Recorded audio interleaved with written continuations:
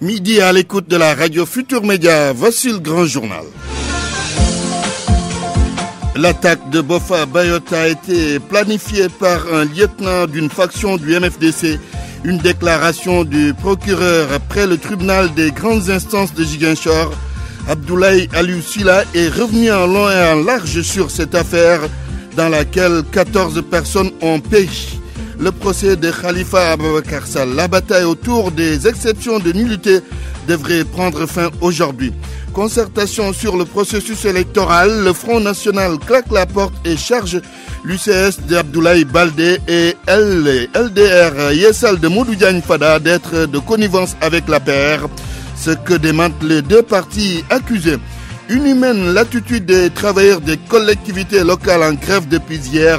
Ce jugement est porté sur Sidi Ndiaye et ses camarades par l'ASCOSEN.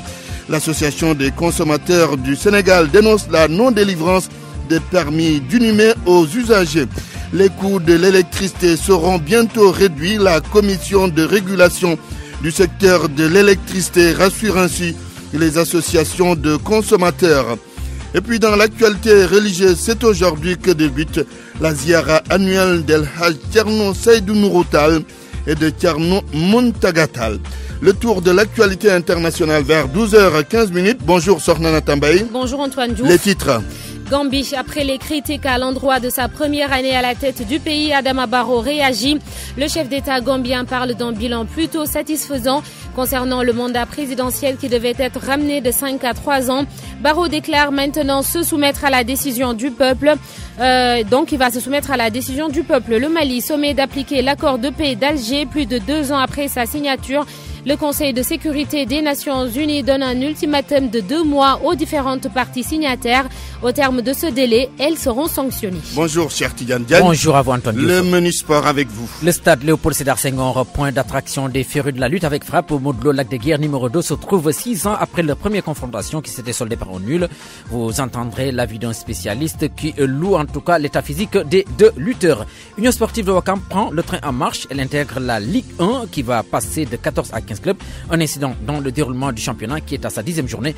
Vous entendrez le vice-président de l'AS Douane dans ce journal. Il en parle. Et puis nous irons à Libreville où se déroule la Coupe d'Afrique des Nations de Hann chez les hommes. Elle se joue ce soir donc au Palais avec les demi-finales. Vous entendrez la correspondance d'Yves Antonio Ogola. Nous sommes jeudi aujourd'hui.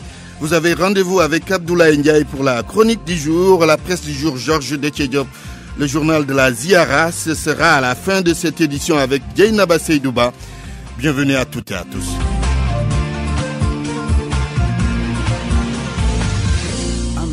Mesdames, Messieurs, bonjour. Presque tout a été dit sur l'enquête ouverte après le drame de Boffa Bayotte face à la presse ce matin. Le procureur après le tribunal des grandes instances de Ziguinchor a expliqué comment il a procédé avec la gendarmerie pour que les personnes impliquées dans cette affaire soient arrêtées et envoyées en prison. Abdoulaye Aliou Sylla a donné des informations aux confrères du Sud. Selon lui, l'attaque de Boffa a été planifiée par un lieutenant d'une faction du MFDC. Il était en compagnie du lieutenant-colonel Issa Diak de la section de recherche de Ziguinchor. Le procureur Sylla, qui s'est gardé de livrer quand même certains détails, tout comme la gendarmerie a fait savoir que tout ce qui doit être fait sera fait. Compte rendu à Ziguinchor, Lamine Ba. Le procureur de la République près le tribunal de grande instance de Ziguinchor a commencé par faire le lien entre le drame de Boffa et l'incident qui a opposé comité villageois de protection des forêts et ramasseurs de bois. Cet aspect qui a permis à Alioune Abdoulaye Sylla de camper le débat lui a aussi permis de glisser et d'aborder la phase de la procédure engagée après la survenue du massacre de Boffa. Là-dessus, le procureur de Ziguinchor a confirmé l'arrestation d'une première vague d'individus, 16 notamment, après qu'il a été établi qu'ils sont impliqués dans le massacre par le moyen de preuves dont la gendarmerie qui a en charge l'enquête a disposé. Alioune Abdoulaye Sylla a préféré taire les noms des commanditaires, mais a tout de même relevé que l'enquête ouverte sur le massacre par la gendarmerie nationale a vite mené vers des pistes qui convergent vers des populations de la localité de Toubacouta et vers un cantonnement d'une faction. Donnant plus de détails sur cette affaire, le procureur de Ziguinchor a dit, je cite, « À cette fin, une partie des armes, munitions et tenues serait venue de base d'un front. Le reste de la logistique était détenues par des personnes habitant la localité. Après une identification des personnes supposées avoir pris une part active à la tuerie par les moyens précis, la section de recherche appuyée par le GIGN et la LGI a mené avec succès des opérations ayant permis l'interpellation d'une vingtaine de personnes parmi les cibles prioritaires. Fin de citation. Et de poursuivre, la suite de l'enquête a permis d'identifier et de garder à vue celui qui aurait planifié toute l'opération et 15 autres personnes supposées avoir pris une part active dans les faits objet de la présente procédure. Fin de citation. Le procureur Alioune Abdoulaye Sylla a aussi mentionné au cours de ce point de presse qu'une information judiciaire a été ouverte et le juge d'instruction saisi sous les motifs d'association de malfaiteurs, d'assassinat, de tentative d'assassinat, de détention d'armes à feu sans autorisation et de coups et blessures volontaires les a inculpés et placés sous mandat de dépôt. Lamine Ba, Ziguinchor, Radio Futur Média. L'attaque a été planifiée par un lieutenant d'une faction du mouvement des forces démocratiques de la Casamance, je vous le disais, et cela après une réunion avec 2 villages. Des armes ont été également fournies aux assaillants, a dit Alioune Abdoulaye Sylla, le procureur de Ziguinchor, au micro de Lamine Ba. Il résulte de certaines déclarations que l'attaque du 6 janvier 2018 a été planifiée et exécuté par une personne dont nous tairons le nom pour des raisons que vous comprendrez aisément, pour le compte de 2 villages de la localité. La décision a été prise lors d'une réunion et l'opération a été menée par des personnes de la localité avec un renfort d'hommes sous les ordres d'un lieutenant d'une faction qui s'est déplacé spécialement pour l'exécution de la tâche. À cette fin, une partie des armes, munitions et tenues seraient venues des bases d'un front. Le reste de la logistique était détenu par des personnes habitant la localité. Après une identification des personnes supposées avoir pris une part active à la tuerie par les moyens précités, la section de recherche appuyée par le GIGN et la LGI a mené avec succès une opération ayant permis l'interpellation d'une vingtaine de personnes parmi les cibles prioritaires. La suite de l'enquête a permis d'identifier et de garder à vue celui qui aurait planifié toute l'opération et 15 autres personnes supposées avoir pris une part active dans les faits objet de la présente procédure. Les autres, qui sont au nombre de 9, ont été libérés faute de charges suffisantes à ce stade de la procédure. Une information judiciaire a été ouverte et le juge d'instruction cite sous les préventions d'association de malfaiteurs, participation à un mouvement insurrectionnel, assassinat, tentative d'assassinat, détention d'armes sans autorisation administrative, coups et blessures volontaires, vol en réunion. Et le mandat de dépôt a été requis par le procureur de la République. L'enquête va se poursuivre, assure le commandant Issa Diak. Il est le chef de la section de recherche de la gendarmerie de Ziguinchor. Ses propos sont recueillis par Lamine Ba. Lorsqu'il s'est agi d'opérer pour l'interpellation des premiers suspects, nous avons bénéficié du soutien bienveillant de l'armée qui a assuré la couverture sud du dispositif de la gendarmerie au moment de l'intervention. De tout ce qui précède, des preuves tangibles et avérées attestent de l'implication directe de personnes arrêtées qui ont été déférées au parquet dans le cadre de la tuerie de la forêt du Bayot Est. Les éléments de preuve fournis par l'enquête aideront certainement à asseoir la conviction du juge sur l'implication ou la non-implication de mouvements rebelles quelconques dans la tuerie de Bofa Bayot.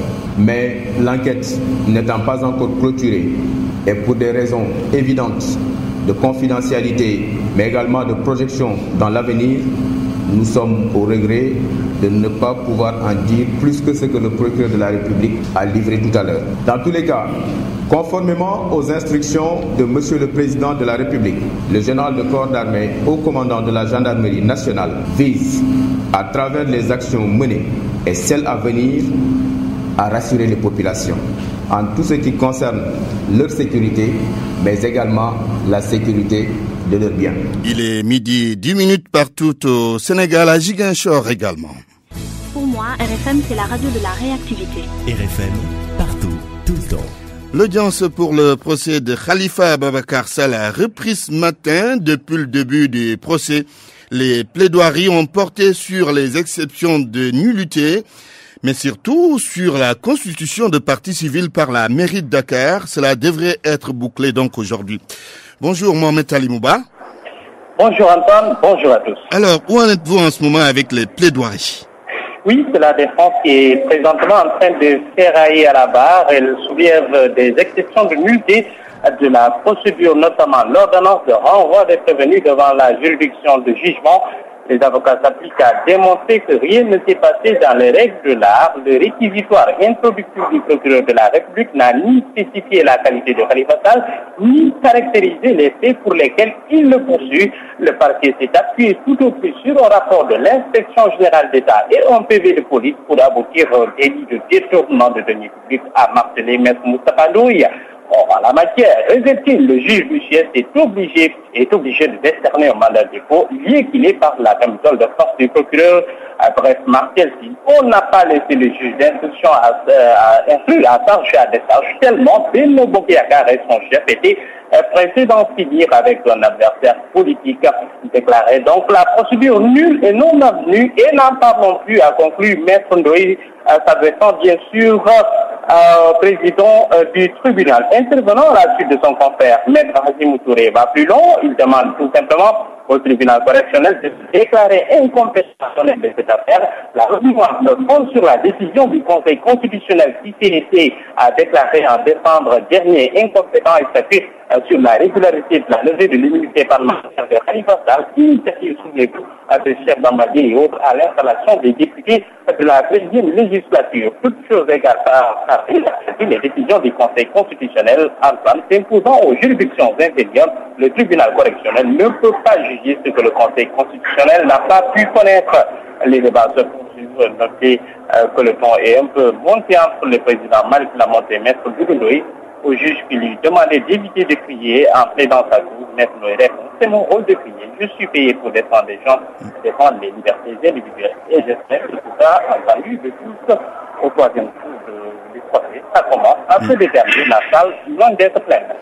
Mohamed Ali Mouba, direct du Palais de Justice, merci et toutes nos excuses pour la qualité de cette liaison, qualité sonore. Les travailleurs des collectivités locales en sont à leur deuxième jour de grève. Une des conséquences de cette grève, les populations peinent à disposer de permis d'inhumer pour enterrer donc leurs morts. L'ASCOSEN condamne cette attitude qu'elle juge inhumaine. Elle souligne que les grévistes devraient assurer le service minimum, mais les mises en cause se défendent et rejettent la responsabilité sur l'État. El Hadj Ndiogou Diène.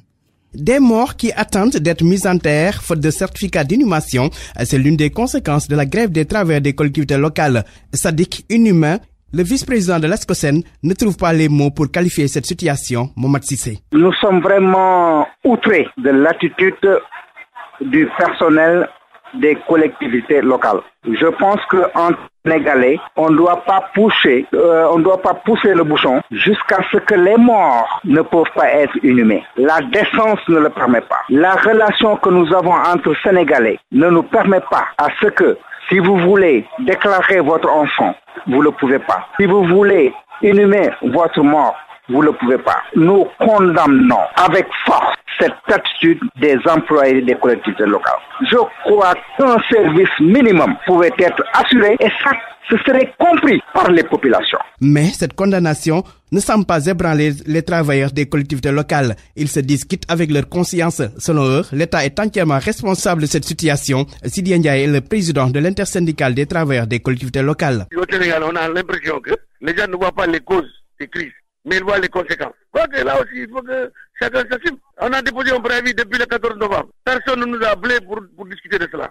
Maintenant, nous, les moyens dont nous disposons, les moyens légaux, c'est de faire en sorte que le travail soit ralenti pour qu'on comprenne qu'au moins les côtés locaux, ça représente quelque chose. Parce que nous avons l'impression que face à ce dilatoire, que rien n'est pris au sérieux en ce qui nous concerne, en ce qui concerne notre revendication. Alors que les associations consuméristes accusent les travailleurs d'abuser du droit de grève, les grévistes, eux, disent n'user que de leurs droits. Les travailleurs des collectivités locales sont en grève de 72 heures depuis hier et réclament l'application de la loi portant sur le statut de la fonction publique locale, cela pour l'amélioration de leurs conditions de travail. El Hadj Ndiogou Diène, le ministre du Travail, du Dialogue social, des organisations professionnelles et des relations avec les institutions, reçoit depuis ce matin les centrales syndicales. C'est dans le cadre d'une rencontre périodique entre la tutelle et les centrales syndicales les plus représentatives.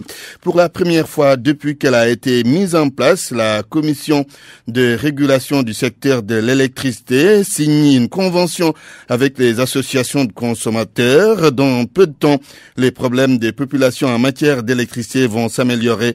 Les coûts seront réduits. De plus, la Sénélec s'engage à améliorer ses services, réclamations, factures, etc. La CRSE et les consommateurs ont signé donc cette convention ce matin. Nous y reviendrons. L'actualité religieuse, c'est parti pour la ziara annuelle dédiée à El Hadj Thierno Seydou Nourou Tall et Thierno Mountaga Tall. Depuis 10 heures, une conférence se tient au King Fahd Palace sur le thème violence, éducation et paix dans l'islam sous la présidence du Premier ministre Mohamed Boun Abdallah Dionne. Et puis, il est prévu un concours de lecture de Coran au Raouda sur la Corniche Ouest. Toutes les actualités de la ziara vers 12h30 dans le journal qui sera présenté par l'équipe dépêchée par la RFM. RFM 94.0, la radio en puissance. L'actualité politique, concertation sur le processus électoral. Le Front National claque la porte et charge l'UCS d'Abdoulaye Baldé et LDR Yessal de Modou Diagne Fada d'être de connivence avec l'APR. Ce que démentent les deux partis accusés, Georges Déthié-Diop. L'auteur de la gifle, le Front National de Ali Gueye. Il assimile l'UCS et LDR Yessal de 5e colonne de l'APR en violation des intérêts de l'opposition. Leur position est plus proche de celle de la majorité que de l'opposition. C'est uniquement ça. Parce que eux, ils sont d'accord pour qu'on discute le point relatif au parrainage. Alors que pour nous, ça, c'est un recul démocratique. Il s'agit de LDR Yessal de Modou Diagne Fada et de l'UCS d'Abdoulaye Baldé. D'autre part, je dois souligner que dans le groupe des non-alignés aussi, une bonne partie des partis ayant pris part à ces conversations ont boudé depuis le mardi. Réaction d'un membre de Correct, cette plateforme de l'opposition, Mohamedou Faye de LDR Yessal dément et accorde peu d'importance au Front National.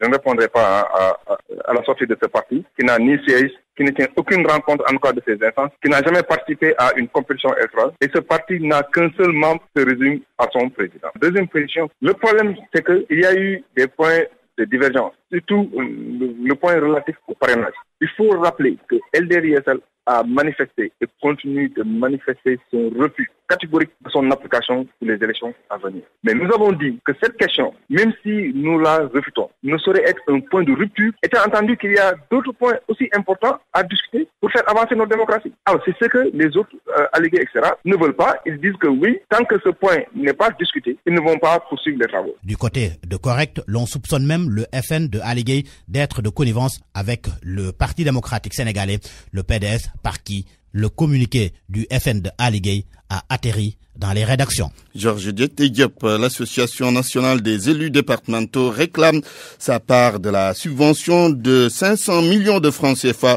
subvention octroyée aux structures d'élus locaux. Le président de cette association dénonce une discrimination et interpelle les autorités. Son nom, Maodo Malik Mbaye, il était l'invité de RFM Matin. L'Association nationale des élus départementaux a été reconnue le 13 août 2015 par un arrêté du ministre de l'Intérieur qui nous a donné notre récépissé. Ce qui fait de fait qu'il y a 3 associations d'élus. Il y a l'Association des maires du Sénégal qui est reconnue dans les mêmes règles que nous. Il y a l'Association des départements.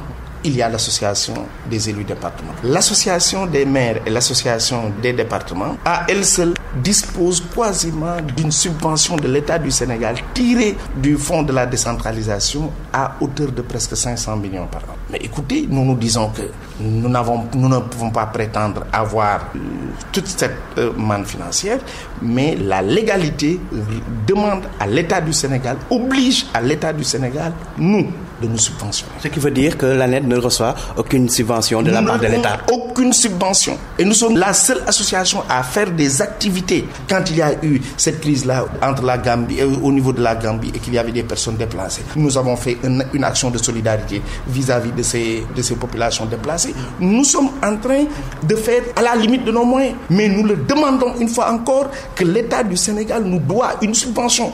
Soit elle nous subventionne, soit elle arrête de subventionner les associations d'élus. Ça, c'est aussi simple que ça. Parlons d'agriculture maintenant dans la zone des Niayes avec les producteurs de carottes de Fass Boye. Ils ne parviennent pas à écouler les centaines de tonnes qu'ils ont entre les mains.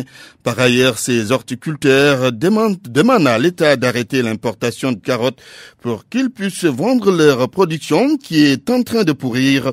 Correspondance à Thiès, Cheikh Anta Diop.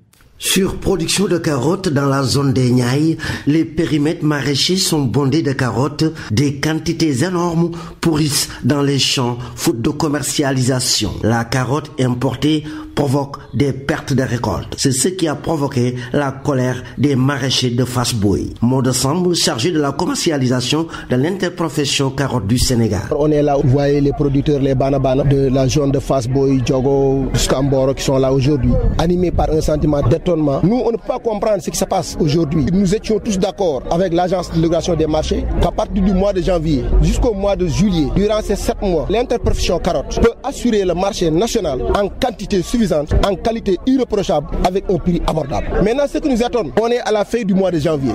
Et jusqu'à présent, il y a des centaines et des centaines de tonnes de carottes importées sur le marché, qui viennent de la France, du Belgique, de l'Hollande.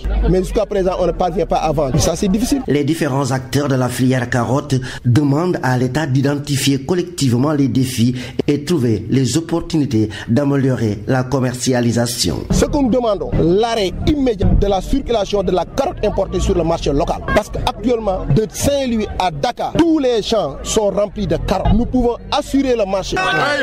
L'espoir est permis pour ces acteurs de la filière carotte de disposer d'une coalition d'acteurs qui se réunissent pour améliorer les rendements. RFM Thiès, Cheikh Anta Diop. La suite de ce journal dans un instant. RFM. L'actualité internationale. Bienvenue, Sornanata. Merci Antoine. Gambi Adama Barrow fait le bilan de sa première année à la tête du pays. Il a accordé une interview à notre correspondant à Banjul concernant la durée du mandat. Adama Barrow déclare que c'est désormais aux Gambiens de trancher.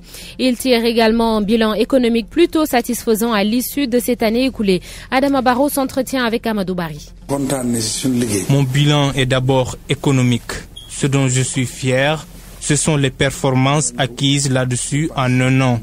À ma prise de fonction, l'économie gambienne ne pouvait supporter qu'un seul mois les dépenses publiques. En 12 mois, l'autonomie pour les dépenses est de 4 mois désormais. En plus de cette performance économique, il faut ajouter un facteur qu'on a tendance à sous-estimer. C'est la liberté d'expression. Depuis notre arrivée, aucun journaliste n'a été inquiété. En sus de cela, il faut ajouter la fréquentation du port de Banjul. Grâce à notre politique, il y a eu une augmentation de 25 à 30% du taux de marchandises. Cela prouve à suffisance le retour des investisseurs et des opérateurs économiques. Votre durée de mandat fait couler beaucoup d'encre. C'est la politique qui est ainsi. Mon homologue sénégalais Macky Sall avait promis lui aussi 5 ans avant son élection, alors que la Constitution stipulait 7 ans. Cela a suscité beaucoup de commentaires au Sénégal. C'est le même scénario qui arrive à la Gambie. Notre coalition a parlé au début de 3 ans, mais aujourd'hui, nous laissons la latitude aux Gambiens. C'est à eux d'en décider. Je n'en dirai pas davantage. Le président gambien Adama Barrow sur le bilan de ses 12 ans à la tête du... 12 mois. Oui, 12 mois à la tête de la Gambie. Merci Sornana Tambaye. Mali, le Conseil de sécurité des Nations Unies regrette les retards à noter dans la mise en œuvre de l'accord de paix. Alors, il menace également de sanctionner les différentes parties impliquées. Ces accords ont été signés en 2015 après des négociations menées à Alger. Pour le Conseil de sécurité, il est essentiel de faire des efforts avant les échéances électorales. El Haj Daoud Diouf. C'est au lendemain d'une réunion à laquelle participait le nouveau ministre malien des Affaires étrangères, Tieman Hubert Koulibaly, que le Conseil de sécurité des Nations Unies a publié cette déclaration. Le communiqué préparé par la France menace explicitement le Mali de sanctions en cas de nouveau retard dans la mise en œuvre de l'accord de paix signé il y a de cela 2 ans et demi et depuis janvier, rien n'a été appliqué. Pour la première fois, les sociétés maliennes font face à un ultimatum du Conseil de sécurité. Si Bamako échoue à faire appliquer le calendrier pour la mise en œuvre de l'accord de paix d'ici la fin du mois de mars, les diplomates envisageront des sanctions contre le Mali, tel prévu par la résolution 2374. En septembre dernier, l'ONU s'était dotée d'un cadre général de sanctions. La France assure immédiatement être prête à proposer de nom au comité d'aide sanctions qui peuvent aller même jusqu'à décider du gel d'avoir ou d'une interdiction de voyager à tout citoyen malien considéré comme entravant à cette paix. Après sa première visite à New York, le nouveau ministre malien des Affaires étrangères repart donc à Bamako avec un message de fermeté et une pression accrue du Conseil de sécurité de l'ONU sur le gouvernement malien. En Mauritanie, les avocats des ex-sénateurs accusés de corruption vont demander un non-lieu. Ces ex-sénateurs sont au nombre de 12. Ils sont tous placés sous contrôle judiciaire par le juge d'instruction. Selon l'un des avocats, le dossier est vide car le débat sur le maintien ou la suppression du Sénat est de nature purement politique et ne doit pas entraîner des poursuites judiciaires. L'accusation parle de corruption, une thèse sans fondement au plan légal et dans les faits, ajoute l'avocat. Rappelez que le Sénat a été supprimé à l'issue du référendum constitutionnel du 5 août 2017. Côte d'Ivoire, un possible rapprochement entre le PDCI et le FPI. Les deux partis sont dirigés respectivement par Henri Konan Bédié et Pascal Affinguessan. Ils se sont rencontrés hier mercredi. Officiellement, la visite du leader du Front populaire ivoirien était pour présenter des vœux au chef du Rassemblement des Oufouettistes pour la démocratie et la paix. En fait, le FPI s'est rendu chez Bédié pour sonder le terrain en vue d'une future collaboration. Le RHDP est pourtant un membre de la mouvance présidentielle aux côtés du RDR d'Alassane Ouattara, mais les relations entre les deux partis sont tendues depuis quelque temps, surtout avec l'approche des élections municipales, régionales et sénatoriales. On va s'intéresser au sommet de l'Union africaine, la réforme de l'organisation et d'autres dossiers importants sur la table. 5 points importants sont à retenir, notamment les changements, la présidence de Paul Kagame. Les réformes concernent l'autofinancement de l'Union africaine, la rationalisation de son champ d'action et le réajustement des institutions.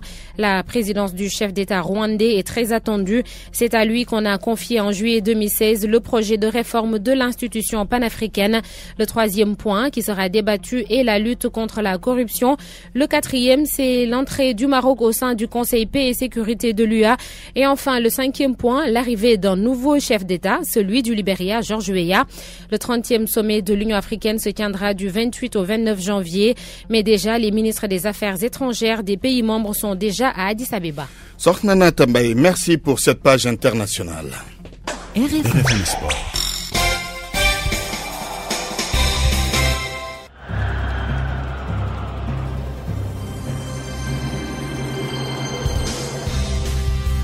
Cher Tidiane Diagne, rebonjour. Rebonjour à vous, Antoine. Dakar va étreiner très prochainement de nouvelles infrastructures sportives. Sont concernés Guédiawaye, Mbao, Rufisque et Yoff qui verront donc leurs infrastructures officiellement ouvertes. Annonce du ministre des Sports, Matarba, était en visite de chantier au stade Ndiarim de Guédiawaye ce matin. Un stade d'une capacité d'accueil de 1500 places dont le coût est estimé à 300 millions de francs CFA. Nous allons écouter le ministre des Sports, il est interrogé par Salif Sow. Parce que nous voulons faire une opération coup de poing comme on le dit, parce que nous allons réceptionner Ngalandou Diouf de Rufisque. Et dans la même semaine ou bien dans les 10 jours qui suivent, nous devons réceptionner cette infrastructure pour aller à Mbao. Parce que je veux dire à la jeunesse de Mbao aussi que le gazon est déjà au Sénégal. Le reste, c'est d'aller poser et réceptionner aussi cette infrastructure. Et au-delà de ça, nous allons, parce qu'il est en train de faire aussi une opération coup de poing au niveau de Parcelles et de Ngor, Et très bientôt, nous allons réceptionner ces infrastructures-là. Donc Dakar ne pourra plus souffrir de manque d'infrastructures sportives, surtout dans le domaine du football. Et là, vous avez vu le plateau multifonctionnel et nous essayons de mettre des plateaux multifonctionnels partout. Et nous ne sommes pas arrêtés là parce que nous ne sommes pas qu'à Dakar. Je reviens d'une visite de travail de chantier à Sédhiou. Et Sédhiou aussi dispose d'un stade municipal et d'un stade régional qui a démarré. Et Kédougou va démarrer très bientôt. Donc voilà le chantier qu'on a, qui est un chantier très énorme. Et on ne va pas faire la fine bouche, parce qu'après ça aussi, au mois de juillet, on aura notre palais des sports et l'arène nationale. L'Union sportive de Ouakam réintégrée en Ligue 1 de football, bien sûr.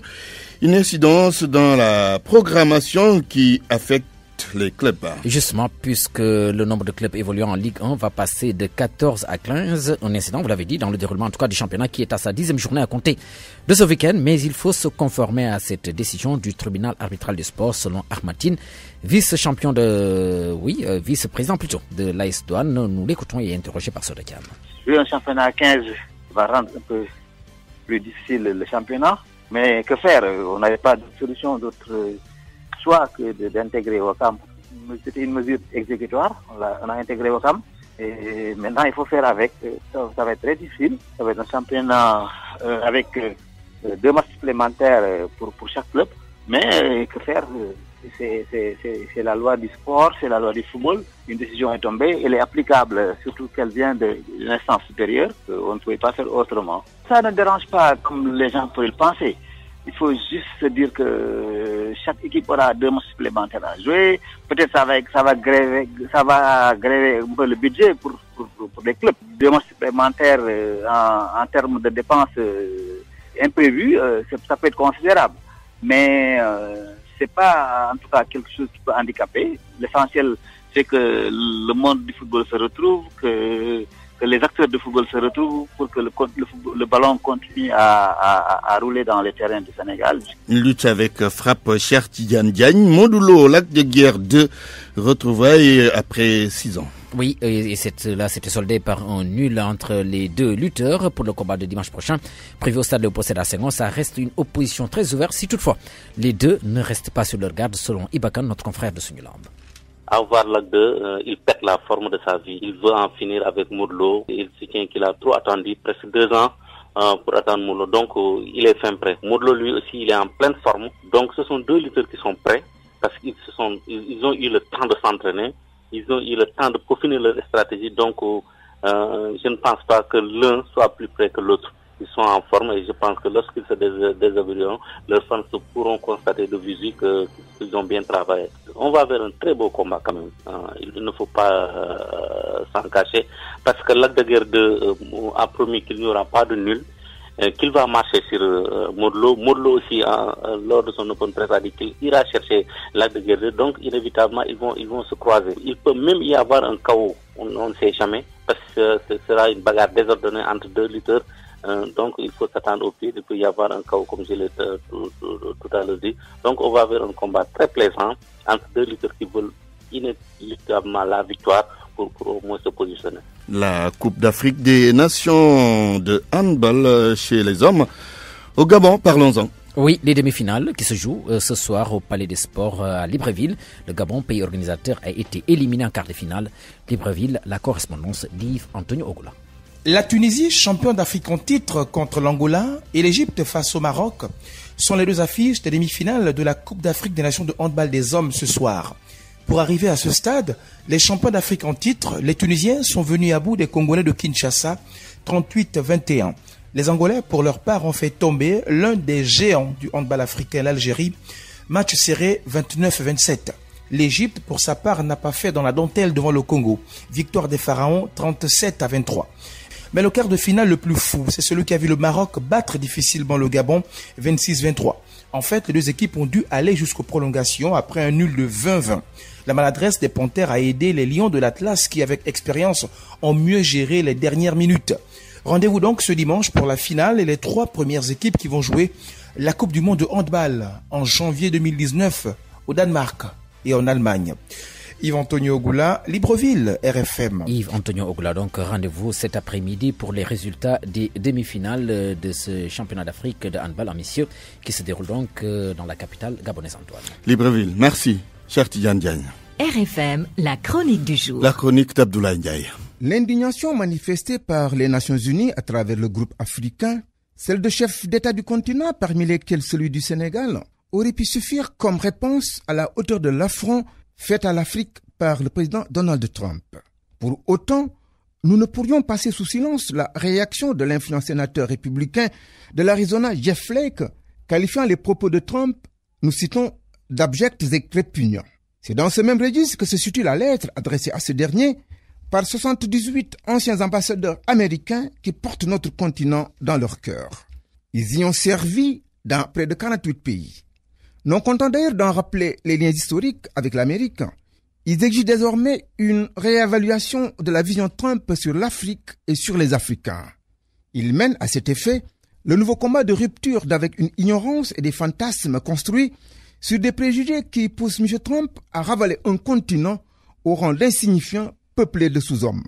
Mais c'est là, à notre avis, toute la caractérisation du 45e président des États-Unis d'Amérique.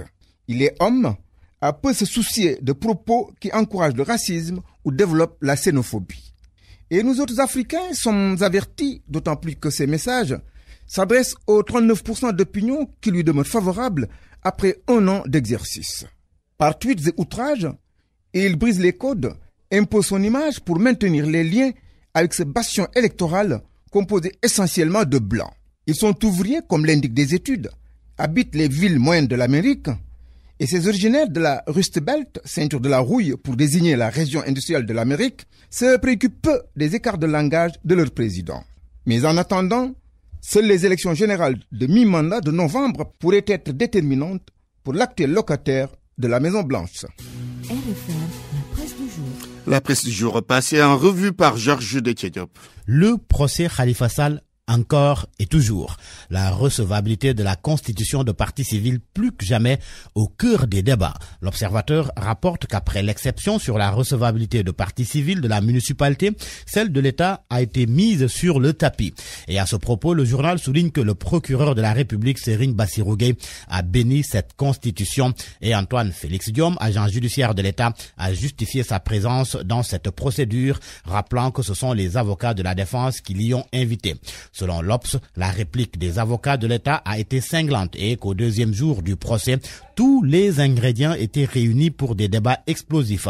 Les Échos l'a bien compris, qui fait état d'une guerre qui a fait rage entre avocats. Chacun, selon mon confrère, tirait la couverture de son côté et réclamait l'exclusion de l'autre. Bref, un choc des arguments sur la recevabilité de la constitution de parti civil. Le titre de enquête est évocateur. La bataille des arguments. Pour le journal, le procureur Serigne Bassirou Gueye veut l'agent judiciaire de l'État dans la cause. Quelques propos d'avocats rapportés par enquête qui nous apprend que le tribunal clôt aujourd'hui le débat sur la recevabilité des partis civils.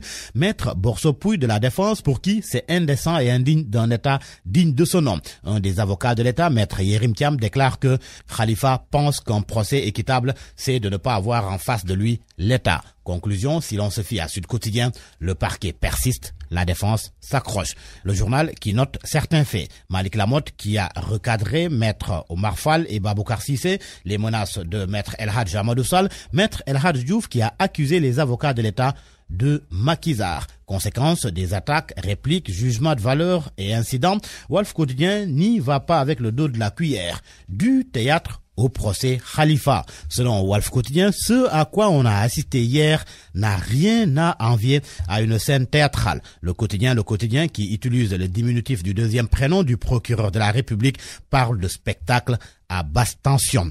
À titre illustratif, cet échange à la première page du journal. Échange entre Maître Borsopouy et Serigne Bassirou Gueye. Au propos de l'avocate qui a soutenu que l'État a intérêt à avoir la tête de Khalifa, le procureur de la République a répliqué « Je ne m'intéresse pas aux têtes, chevelu. En tous les cas, selon Source A, ça a cramé grave. Cela du fait d'échanges de flèches destructrices dont une compile est à la page de titre de Source A. Vox Populi, lui, se désole que le procès s'enlise dans la bataille de procédure et que les débats aient volé bas par moment. À la une de l'As, micmac autour des marchés publics. C'est à la Cour suprême. Selon mon confrère, l'examen minutieux du portail des marchés publics laisse entrevoir des bizarreries au sujet de l'exécution des marchés publics de 2017. Bizarreries au sujet du fonds de la formation continue des magistrats, un recours abusif au DRP. Là se soulève aussi des interrogations autour du marché d'achat d'ascenseurs et des tenues des chauffeurs. Un coup d'œil dans le soleil. Le journal fait le point sur la distribution des cartes d'identité et d'électeurs. Le quotidien gouvernemental informe que 6 régions totalisent 70% des retraits et plus de 3 600 000 cartes retirées dans les régions de Dakar, Thiès, Diourbel, Saint-Louis, Kaolack, Louga. Et dans 32 des 45 départements, les taux varient entre 90 et 98%. Sport pour terminer, le journal Record renseigne que Salihou Ciss est en sursis pour le mondial russe. Et pour cause, l'arrière gauche de Valenciennes en France est opéré du genou et est out jusqu'au 23 mars. À vos kiosques et bonne lecture. La météo avant le rappel des titres. Un ciel majoritairement dégagé sera noté sur le territoire au cours des prochaines 24 heures. La sensation de chaleur sera de mise sur la quasi-totalité du pays, notamment sur les localités sud-est avec des températures maximales qui vont varier entre 36 et 38 degrés. Cependant, le temps restera clément sur le long du littoral sud, comme Mbour, Fatick, Ziguinchor. La fraîcheur nocturne et matinale se maintiendra sur le territoire où les minimums vont varier généralement entre 15 et 20 degrés. C'est la fin de cette édition, je vous rappelle les titres. L'attaque de Boffa Bayotte a été planifiée par un lieutenant d'une faction du MFDC. Une déclaration du procureur après le tribunal des grandes instances de Ziguinchor. Alioune Abdoulaye Sylla est revenu en long et en large sur cette affaire dans laquelle 14 personnes ont péri. Le procès de Khalifa Ababacar Sall, la bataille autour des exceptions de nullité, devrait prendre fin aujourd'hui. Inhumaine l'attitude des travailleurs des collectivités locales en grève depuis hier. Ce jugement est porté sur Sidi Ndiaye et ses camarades par l'ASCOSEN. L'association des consommateurs du Sénégal dénonce la non-délivrance de permis d'inhumer aux usagers. Les mises en cause se défendent. Les coûts de l'électricité seront bientôt réduits. La commission de régulation du secteur de l'électricité rassure ainsi les associations de consommateurs. Dans l'actualité religieuse, c'est aujourd'hui que débute la ziara annuelle de El Hajj Thierno Seydou Nourou Tall et de Thierno Muntaga Tall. Le journal de la ziara, c'est dans quelques instants. Bonjour Dieynaba Seydouba. Bonjour Antoine. Alors l'autre titre de cette édition, en politique, l'UCS d'Abdoulaye Baldé et LDR Yessal de Modou Diagne Fada accusés par le Front National d'être de connivence avec l'APR. C'est par rapport aux concertations sur le processus électoral. Les deux partis rejettent ces allégations. Journal présenté par Antoine Diouf à la technique, Alioune Diassé. Réalisation El Hadj Ndiogou et Daouda Diouf. 13h, la grande édition en Wolof sera présentée par Mamadou Mohamed Ndiaye. Tout de suite, le journal de la Ziara avec la charmante Dieynaba Seydouba.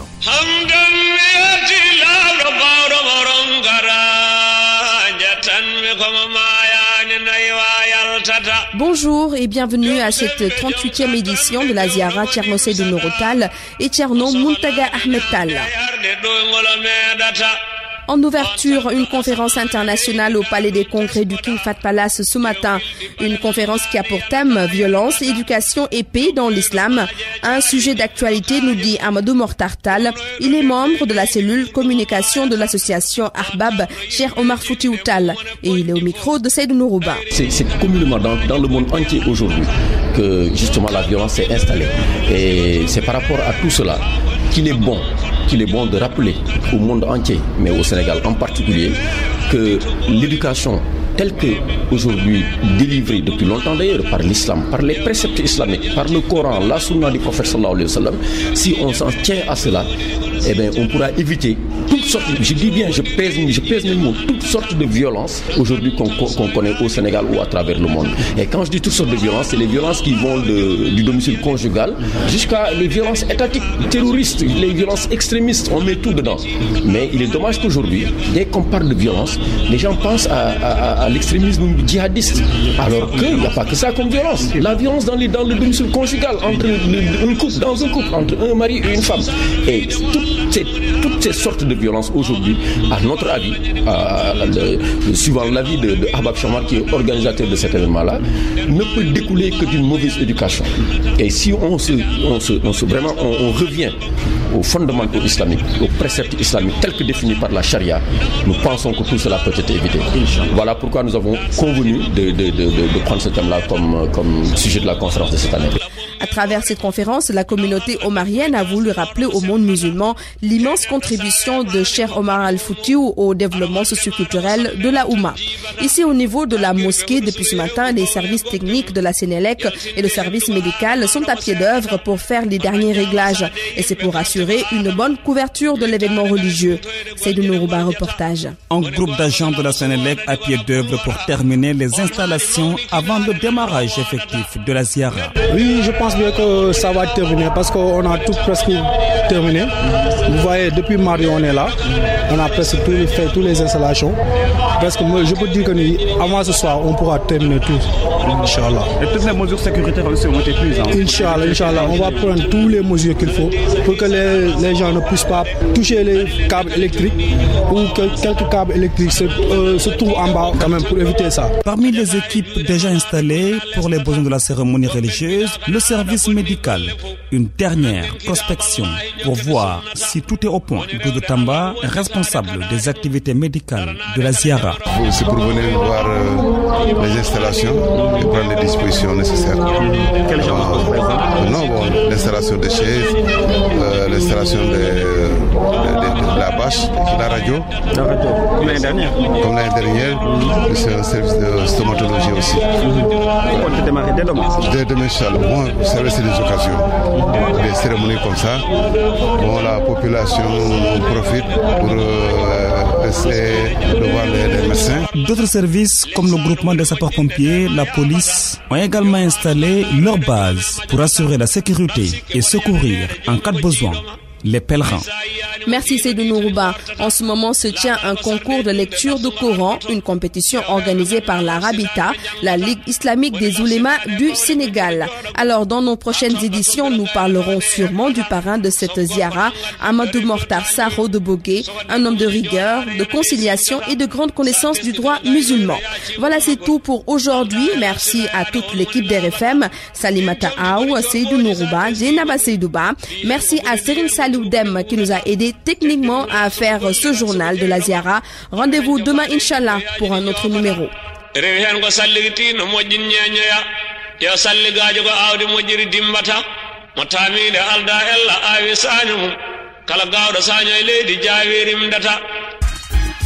RFM Radio Futur Média 94 FM Dakar.